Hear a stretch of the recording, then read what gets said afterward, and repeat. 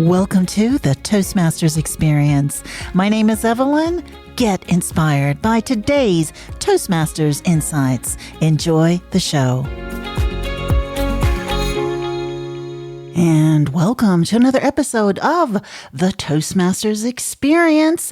I'm excited and delighted to have Marc Williams with me, and he is calling in from New York. Welcome, Marc. Thank you all the way from Brooklyn, New York. Thank you for having me, Evelyn. Oh, I'm so excited. I'm so excited to talk to you, actually. Now, we're going to start at the very beginning. What motivated you to join Toastmasters? What clubs are you currently in? And how long have you been a Toastmaster? Oof. What motivated me to become a Toastmaster? 2 letters. No, 3 letters. DVD. I was working with someone who was studying for her MBA, and she asked if I could just help her get ready for a presentation. And after doing some work, she asked me a question no one had ever asked before, which was, have you ever thought about professional speaking? I didn't even know there was such a thing, Evelyn. And so she shared with me a DVD set on how to become a professional speaker. And Evelyn, can I tell you, if there was one consistent thing I heard throughout that DVD set, and there were a bunch of DVDs in this set, everyone kept talking about Toastmasters. I joined Toastmasters. I went to Toastmasters. I've been a part of Toastmasters. Mm-hmm. And so I was like, what is this Toastmasters thing all about? And I did my little Google search, and I found out that there was a club a block away from my job. And I decided to show up because I was intrigued by this concept of becoming a professional speaker. And so I joined what was called at the time LIU Brooklyn Toastmasters, Long Island University Brooklyn Toastmasters. And that was about 14 years ago. 14 years ago. Now, sorry, you said DVD. Were we still doing DVDs 14 years ago? I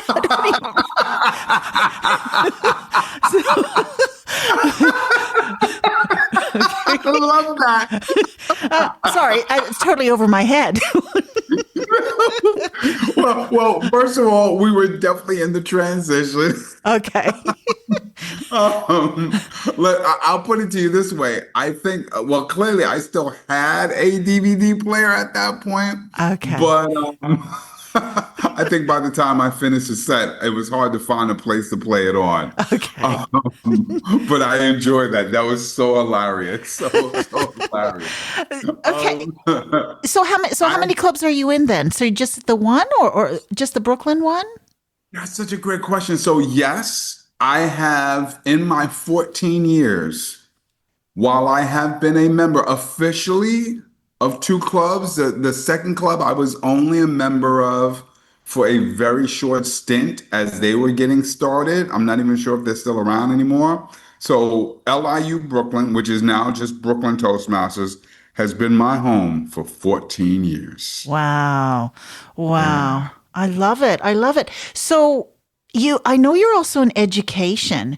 So being in education, did you hear about it while you were studying, or was it just from this DVD?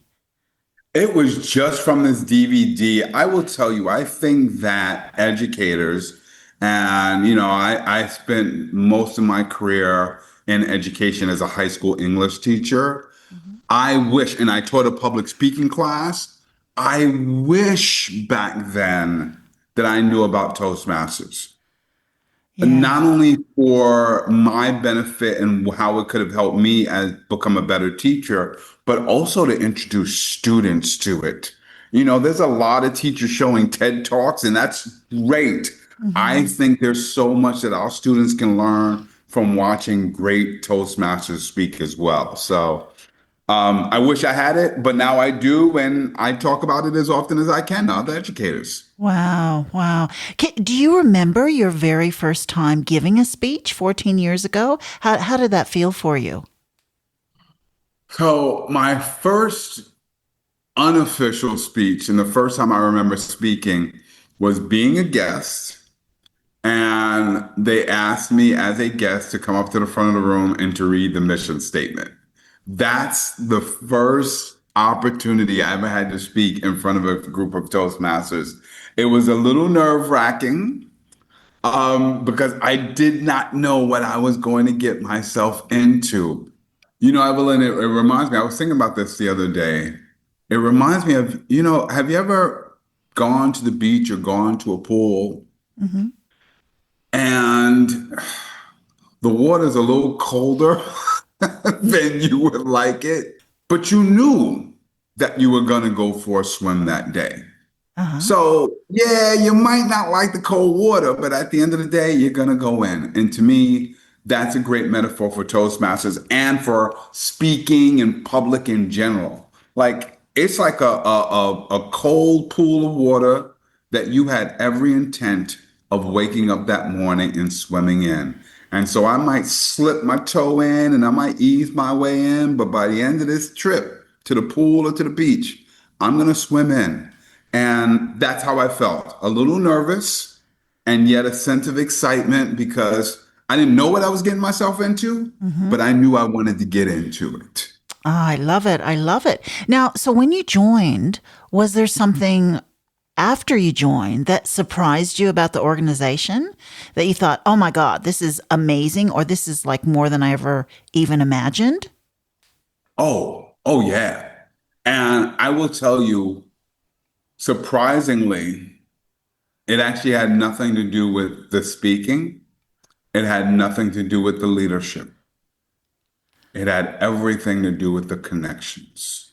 I did not realize when I joined Toastmasters that I would meet some of the most instrumental, influential, and closest people in my life. Mm, I yeah. mean, I stood on stage and was asked about Toastmasters, and the comment that I made was like, it's like family. Mm, And coming together for conferences is like a family reunion. mm, I didn't know I was stepping into a family with you and everybody else, Evelyn. I didn't yeah. know that. Yeah. That's been the greatest benefit. Yeah, I definitely agree with you.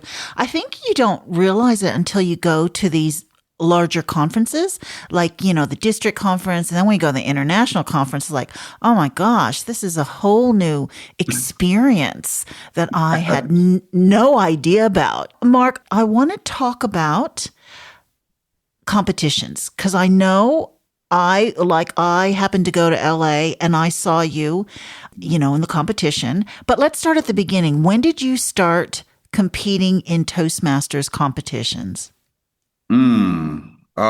This Toastmasters competition is near and dear to my heart. And by the way, before I even answer that, I always tell people the true growth.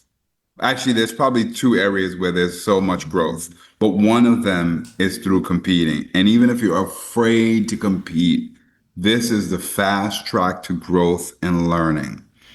I joined Toastmasters 14 years ago, and within those first couple of months, I found out that Toastmasters does these competitions. And I was like, ooh, okay, I think I'd like to do this. But I had joined just a few months before the first one, so I wasn't eligible to compete. And so when I finally became eligible, the first contest that I did, I actually, you know what? I can't even remember if it was humorous or not. I think the first contest I did was a humorous speech contest. And then over the years, I have competed almost every single year. I Wow. have competed in the humorous, the table topics, the evaluation, and in the international speech contest. It's been an absolute joy. I've learned so much. I've gained so many friends, And I've become a better speaker because of it. Yeah, I've heard that from so many people. Now, of the competitions, which one do you like the best? Oh man.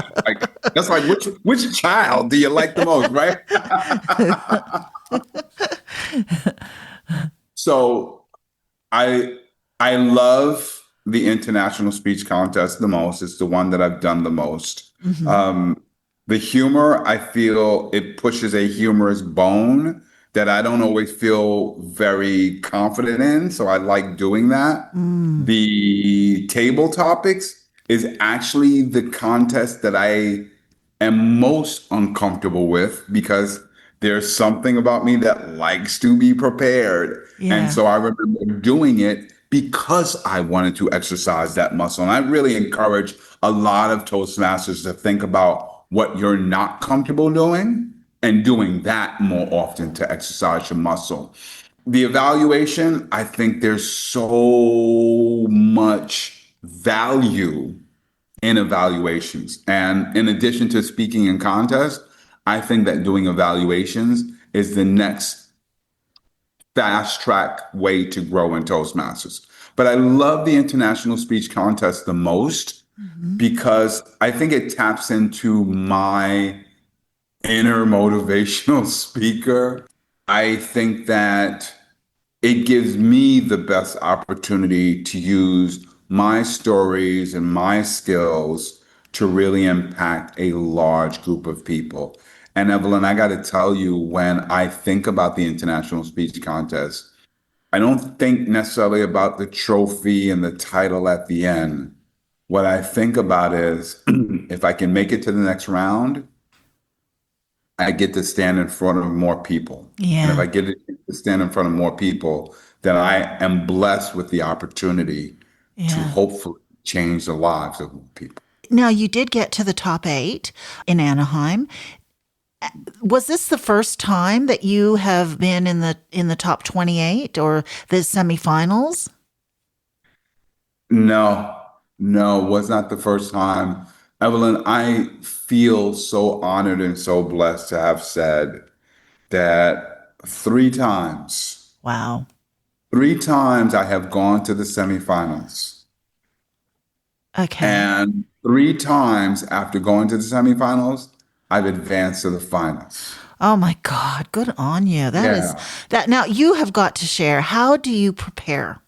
The first thing that I'll say is, um, Evelyn, I always do something I call the Little Wayne Jay-Z method. And I don't know if you're familiar with these two with hip hop icons, but I watched two separate documentaries about Jay-Z and about Little Wayne.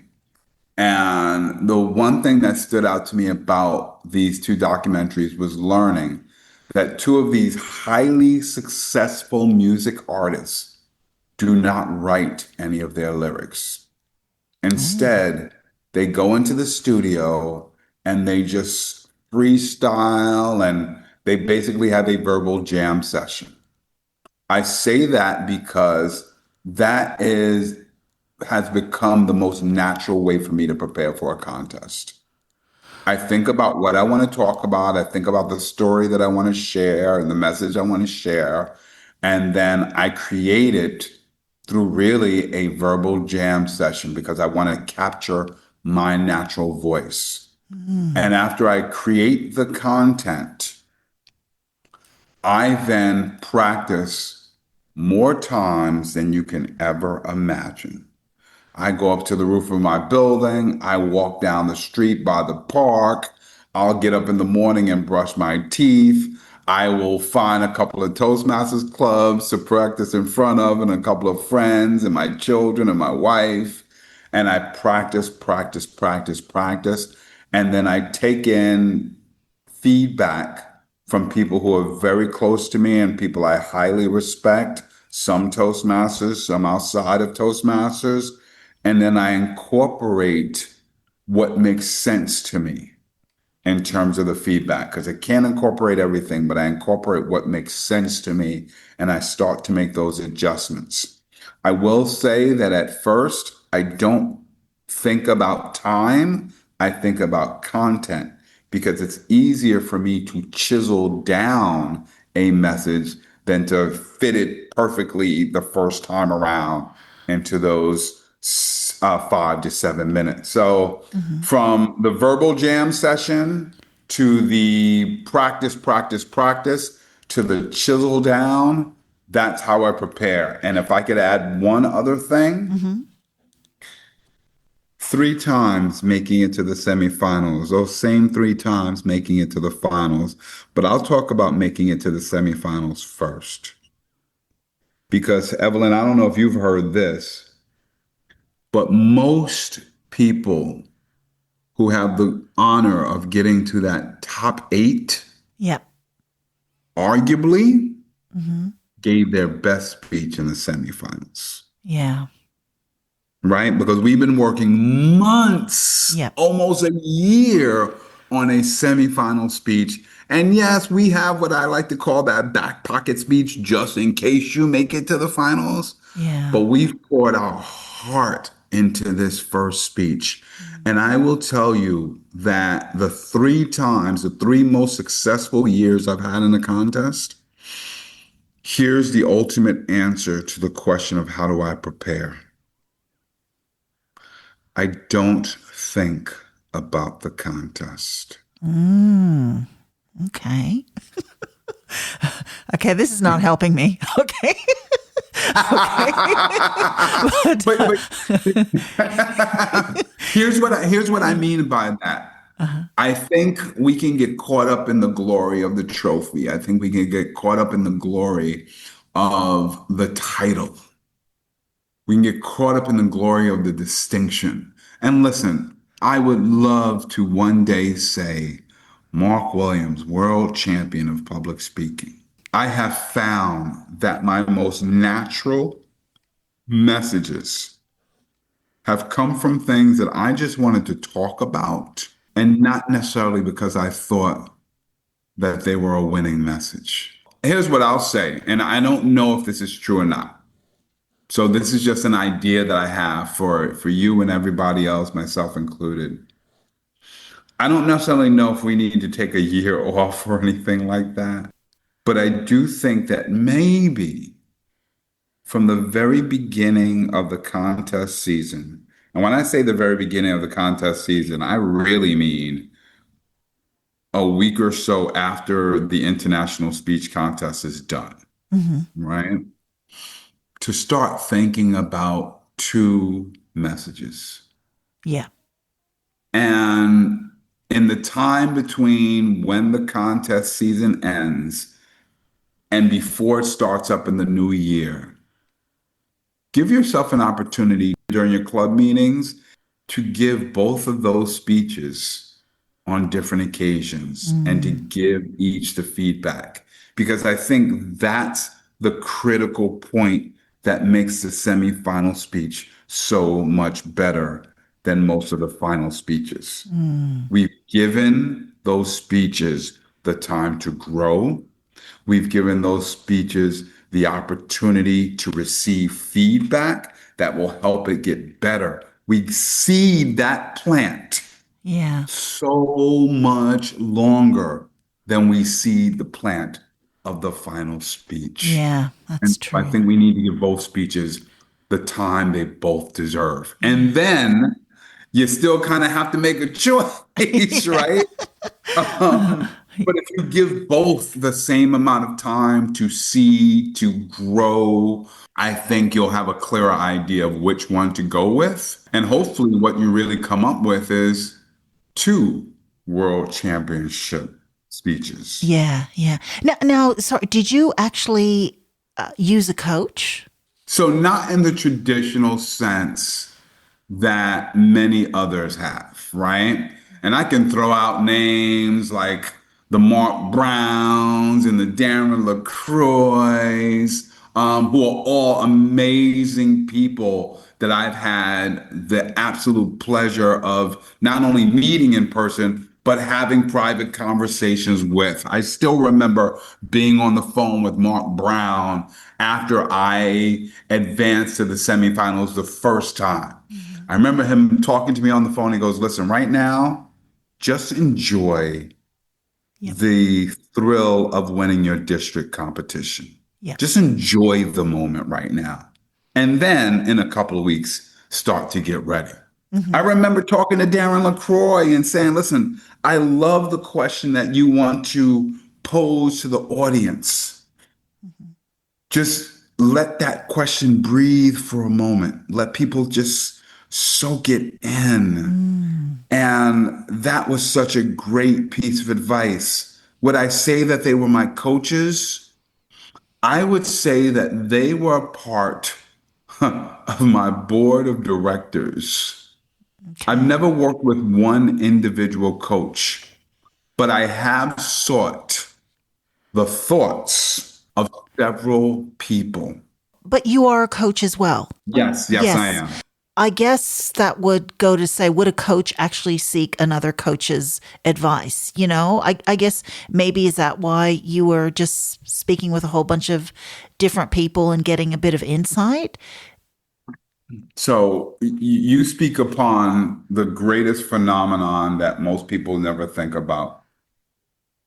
The highest performers in life have coaches, from the basketball greats of the Michael Jordans to the Wayne Gretzky's to the Barack Obamas, right? Mm-hmm. All performers have coaches. So yes, at the end of the day, the people that I surround myself, while I don't work with one individual coach, I kind of see them as a team of coaches. And I've surrounded myself with people who have either competed or they do professional speaking. Yep. But these are people who really understand the craft of coming up with a message and getting your point across. I've always wondered how that actually works. You know, like, does it come with competing so often that you finally, after a few years, like, hey, I think I know how to craft a speech? Or, I mean, is there sort of a methodology that you can learn how to craft a speech? Like how did you learn that? Mm. So there are definitely theories and methodologies that a lot of people use. I will tell you the truth, Evelyn. I don't know if any of us really knows how to craft the speech that will give you the world championship. I don't know if any of us knows how to craft the speech that will make you, what does Eric Thomas say? He says, I'm the number one motivational speaker in the world. I don't know if anybody knows how to craft that one speech that is going to go viral and turn you into a household name. Yeah. What I do know is we all have a story and a message.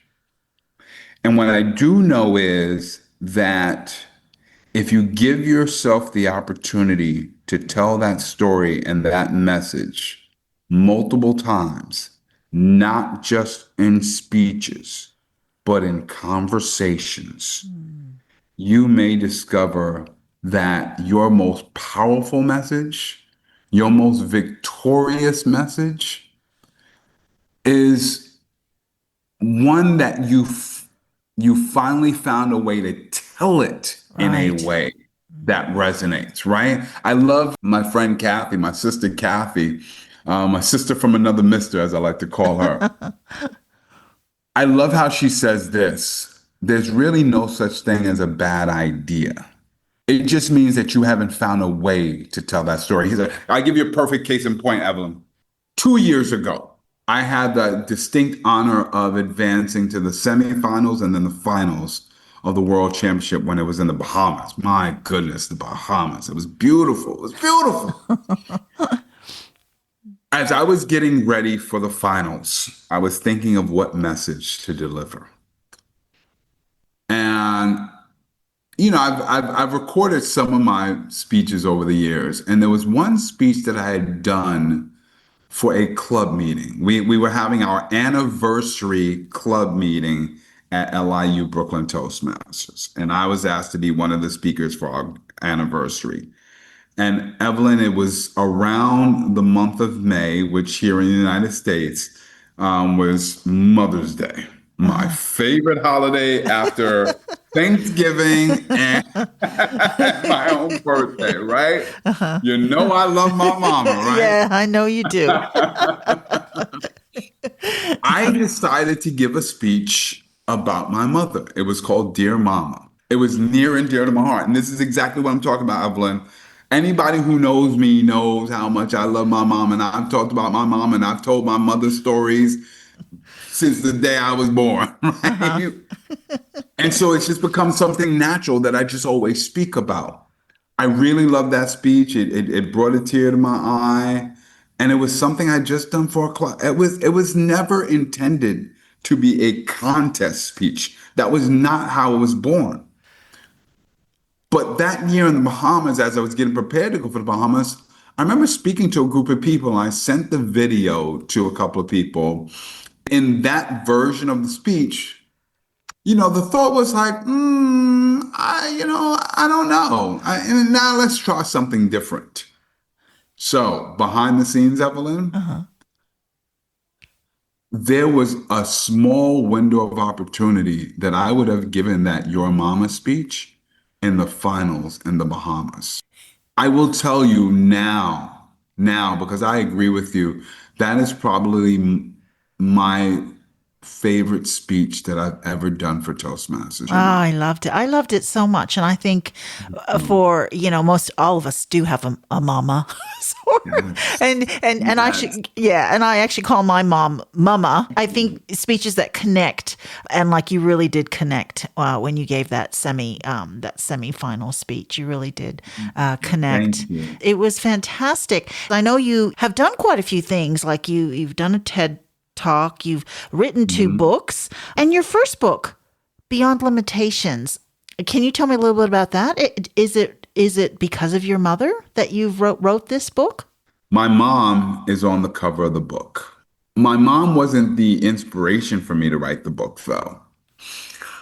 The reason why I wrote the book is because when I was working at a school, there was an assistant principal who put together a support group for young Black men. I was in the largest high school in the entire country of the United States of America. This school has 6,000 students. This high school has 6,000 students.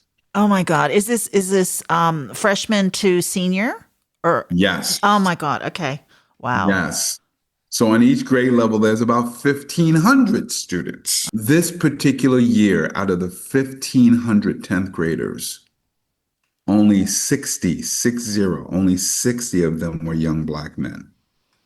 That's such a small percentage. And so this assistant principal wanted to put together a support group for these young Black men.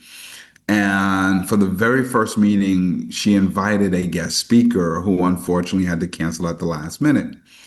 And so she asked if I could speak. And I was like, I don't know what to say. Right? And, and and she said to me, she goes, you're like a role model to these kids. And at first I was like, Evelyn, I was like, whoa, whoa. You can't throw around that world role model word. That's a lot of pressure. I don't Uh-huh. know. But she was in a bind, and the helper in me just said, "Listen, I'll figure something out." And I asked myself this question: If I am a role model to these children, then what have I done to get to this point? And I took out a napkin and I wrote down 8 things that have gotten me to this point in life. And one night I stood in front of those 60 young Black men and I gave a speech that I would not have called at that time Beyond Limitations, but that's what it was. And then I decided, after keeping that napkin for a while, this could be the chapter, or rather, these could be the chapters of the book. And so Beyond Limitations is really about a kid who, at the end of the day, should not be here, Mm. right? Every statistic, every pattern, every historical piece of data says, now, under those circumstances, you shouldn't be able to make anything out of your life. I give credit to so many people and so many circumstances that have brought me here. And while my mom was not the initial inspiration, she's on the cover because she's the ultimate inspiration. She brought me into this world. She raised me. She loved me like no one else could. It's a proud piece of work about how everybody has challenges and everybody has odds that are stacked up against them. I wasn't sure because I did see the cover of the book, and I did see a picture of you and your mama. So I thought I wasn't really sure. So actually, can we backtrack? Did you grow up in Brooklyn? Yes, I did. Born and raised in the streets of Brooklyn, as they say. Okay. Was it difficult for you growing up? It was very difficult. Okay. I don't know if we have time for the entire Okay. thing, but you talked about the speech that I did in the finals Yeah. in California really Yeah. captured. I mean, as a young Black child growing up in a home where I was in the presence of somebody whose life was taken in the middle of the night. Yeah. And then growing up on public assistance and not having a lot of food and not having a lot of money and living in what at the time was a part of the city that had the highest murder rate in all of New York City. Like it was tough. It was tough not having a lot of money, not being in a safe environment, but being surrounded by family Yeah. who always looked after me, you know. And if I may make this comparison, because it's in my Yeah. heart to say this, Evelyn, speaking, this might seem like a very cheesy connection, but I'm going to say it because it's in my heart. Speaking in front of people is one of the most vulnerable things you could probably do. Oh, for sure. Definitely. Right?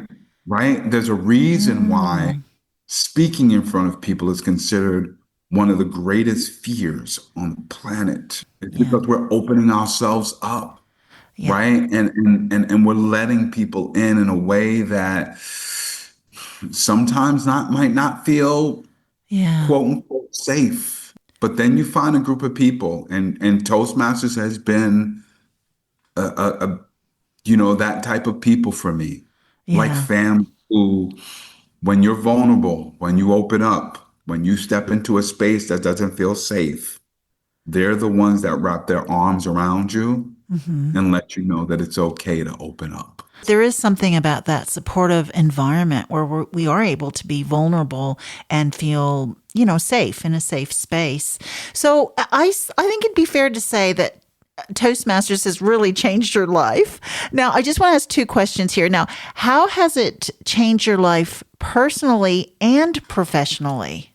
I'll start with professionally and say that when I was at that same school when I first got introduced to Toastmasters, it was after my first year in Toastmasters when one of my colleagues came up to me and she goes, "There's something different about you." She said, "I don't know what it is, but you just seem a little bit more confident when you speak to us. Oh, I love it. What's changed?" That was the only thing that I had done differently in the last year.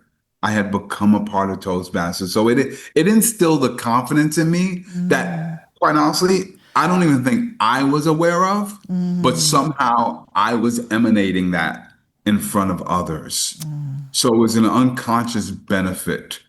And as far as personally is concerned, somebody once said, "Why bat off names when people don't know who these people are?" But my sister Kathy, if it were not for Toastmasters, she would not be in my life. My brother John, my brother Mario, my Yeah. brother Brian. I mean, I talked about Darren LaCroix and Mark Brown earlier. Being in the conversation with you, I mean, there's been so many people over the years who I would not have met, but I would be remiss, and I'm not going to compare. Every one of your children, every one of your friends it deserves that equal love. But I got to give a special shout out to Kathy Hmm. because she has really changed my life in so many ways. from her guidance to her partnership to her friendship to her kinship. And my life has changed because she was speaking at a conference. That was a district conference. It was in New York. Kathy was only in New York because her sister lived in Queens, New York. I found out very shortly after going up to her after her workshop and buying a copy of her book that she lives, I always like to say on the other side of the planet, but I guess you are more on the other side of the planet than she is, right? She lives in Portland, Oregon. So I'm on the East Coast and she's on the West Coast. So Okay. we have never been a part of the same club at all, but we've been a part of the same organization and now we're part of the same family. Oh, fantastic, fantastic. Now, is that the Kathy who is part of your this new community that you've put together? Yes, yes, Yes. yes, Okay, yes. you've got to Yes. tell me about Speaker Skills Academy. What is Speaker Skills Academy all about? Speaker Skills Academy is a community of people who understand that the best way or one of the best ways to become great at speaking, become better at speaking, is not simply by doing the speaking, but by drilling the speaking skills. And so we will take a skill like body language, or we will take a skill like closing your thought, or we will take a skill like the other day, we took the skill of mirroring, not mimicking, but mirroring slight reflections of what you observe around other people. And we just practice the skill of observing other people and matching their energy, right? So it's like taking all of these micro muscles, Mm-hmm. and each time we get together, we work on these micro muscles of speaking. It's like going to the gym and having a leg day or having an arm day or having a cardio day. Mm-hmm. That's what we do when we get together. It's like a gym to work out your speaking muscles. And it's important for me to say that it's also a community.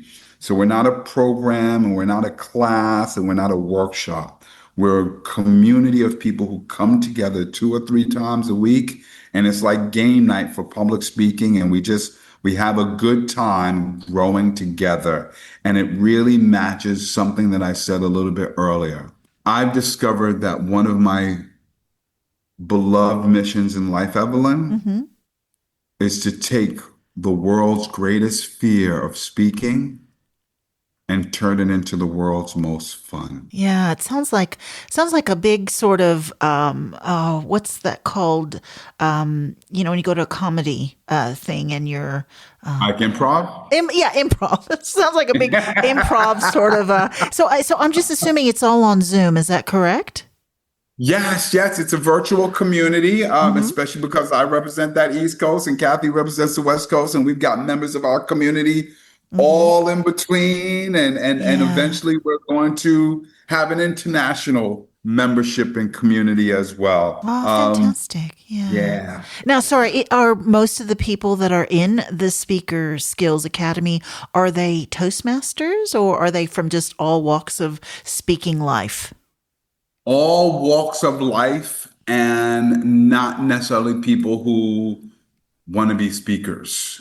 We've got everybody. We've got people who want to give TED Talks. We've got people who've been in Toastmasters. We've got people who don't want to go up in front of a stage at all, but they might be a court reporter or they just might be a family man who just wants to work on communicating better with his wife and kids. So we've got all walks of life because speaking Mm-hmm. is not a stage thing. Mm-hmm. Speaking is a human thing, and we all need to get better at it. Well said. Now, so who came up with this idea?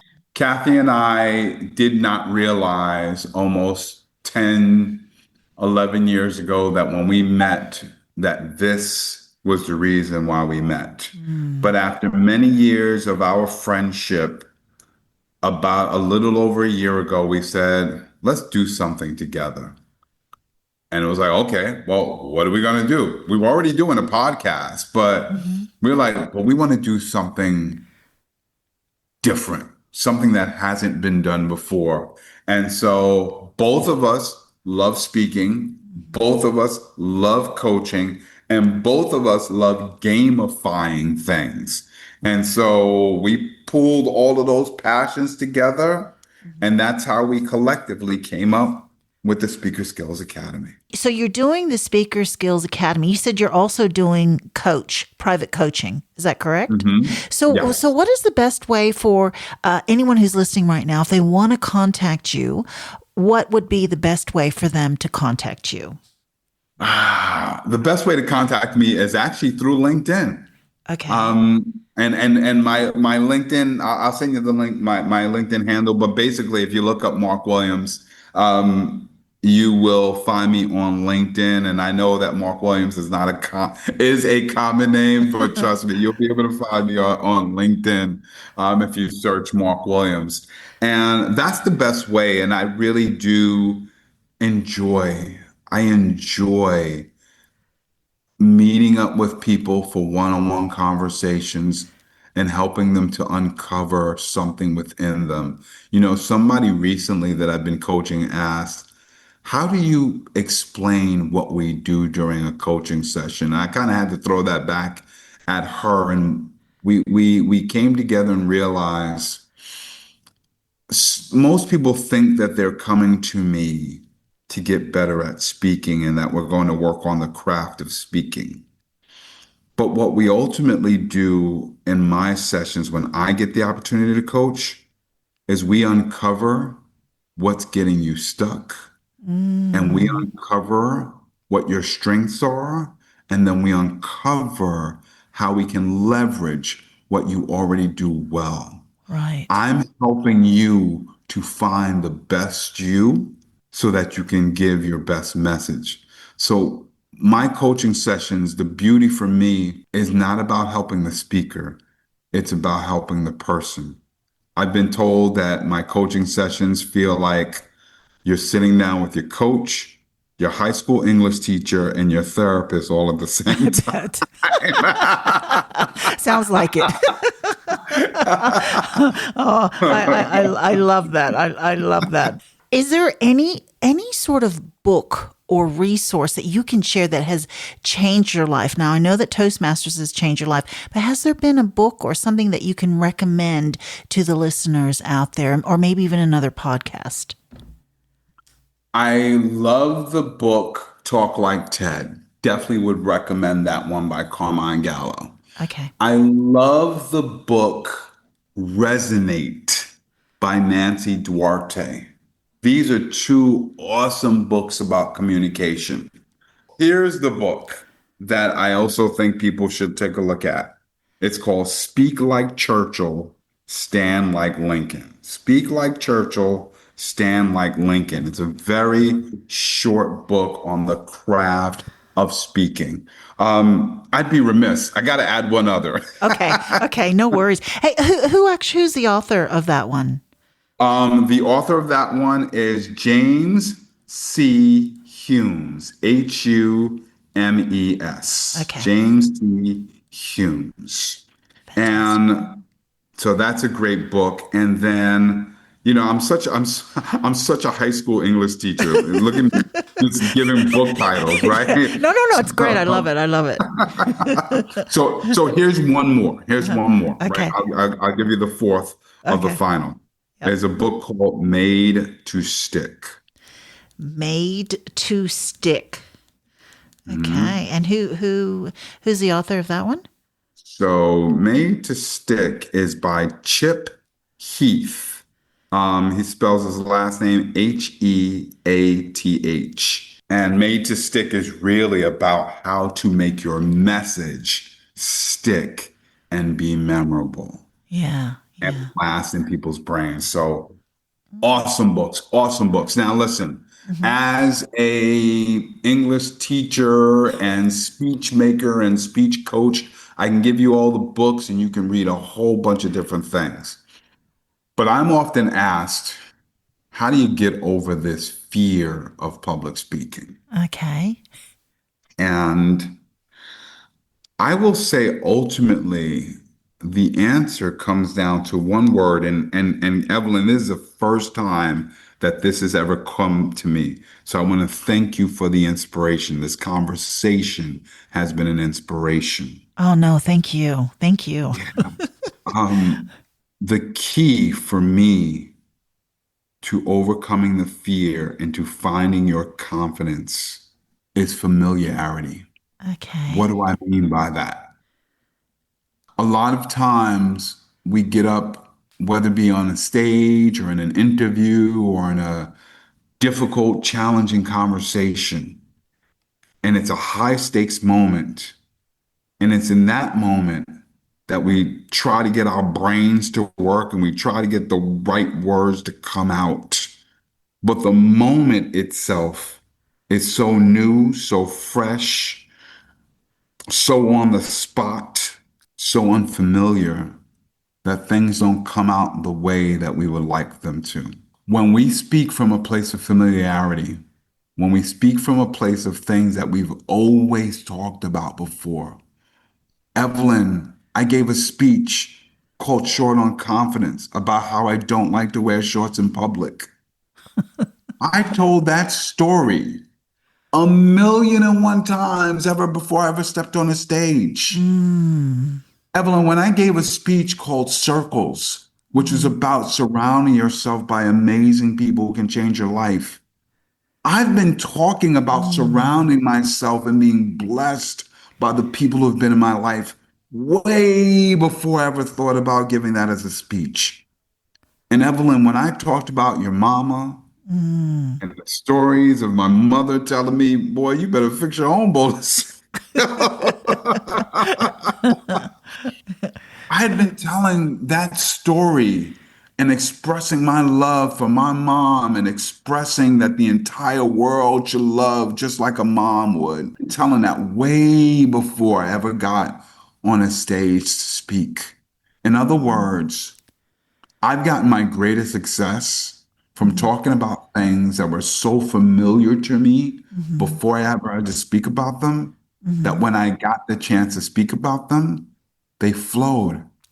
That's why storytelling is so awesome Yeah. because we're familiar with those stories. So I Mhm. say that the key to overcoming the fear of public speaking, the key to becoming confident with your voice and speaking comes from speaking about things that you are already familiar about, things that you've spoken about time and time and time again.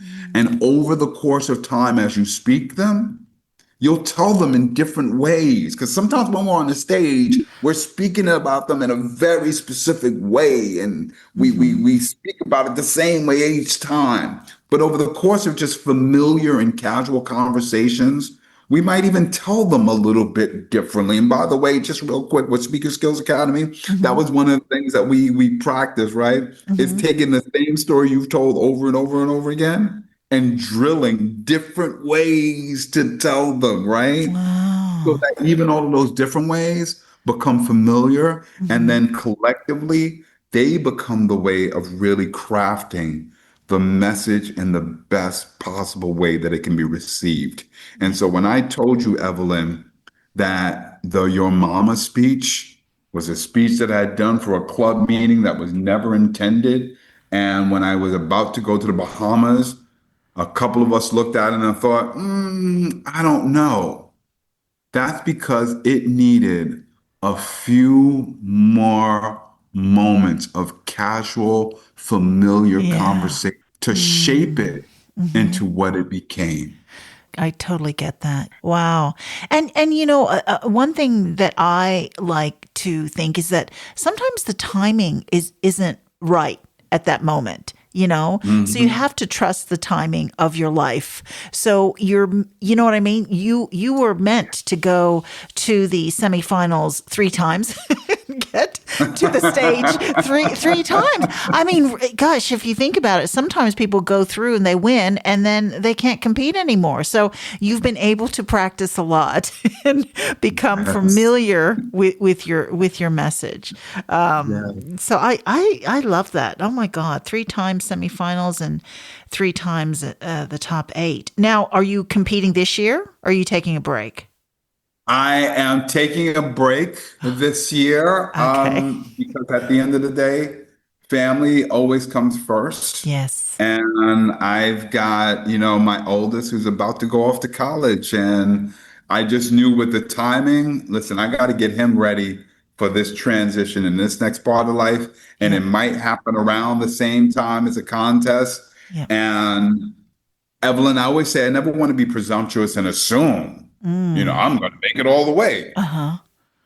But that's the goal for anybody who gets into it, right? Yeah. And so I thought if it ever came to a point where I had to decide, do I compete or do I help my son listen, Yeah. Of families course. first, Families right? first. Yeah. Right. And Toastmasters is family, but my blood family, I A gotta little bit more prioritize. important. Yeah. That's right. Right. Yeah, That's a right, little bit right, more. right, right, Yeah. right. I love Right. that. I And love that. so when you talked about timing, and I love how you said that, whenever the time comes, should the time come for me to step into that space again and deliver a message for the world, I welcome it. And I'll Oh, know that the time is right. The time was meant to be at that moment. yeah, definitely. Definitely. It's been such a pleasure talking to you, Mark. It's really been a pleasure. But I just want to ask one last question. What Go for it. advice would you give someone considering joining Toastmasters? The advice I would give for somebody who wants to think about joining Toastmasters is go into this to say one simple word: hello. Go into it knowing that you are going to probably meet somebody who's going to change the course of your life. You are not just going to Toastmasters to give a speech. You're not just going to Toastmasters to reduce the amount of ums that you may use. You are not going to Toastmasters to evaluate other people's speeches. You're not going to Toastmasters to make sure that you can give your message in 5 to 7 minutes. You're going to Toastmasters because somebody, whether it be in your club, in your district, at a contest, or at a conference, somebody is going to change the course of your life. And so go to Toastmasters understanding that your life will be changed because of the company that you meet. So go in with the intention of saying hello to as many people as possible and build your circle, build your network, and most importantly, build your family. Yes, I love that. I love that. You're my new brother. You're my new sweet family. Okay. Oh, once again, it's been such a pleasure, Mark. And thank you so much for being on the Toastmasters Experience. Thank you so much. Thank you.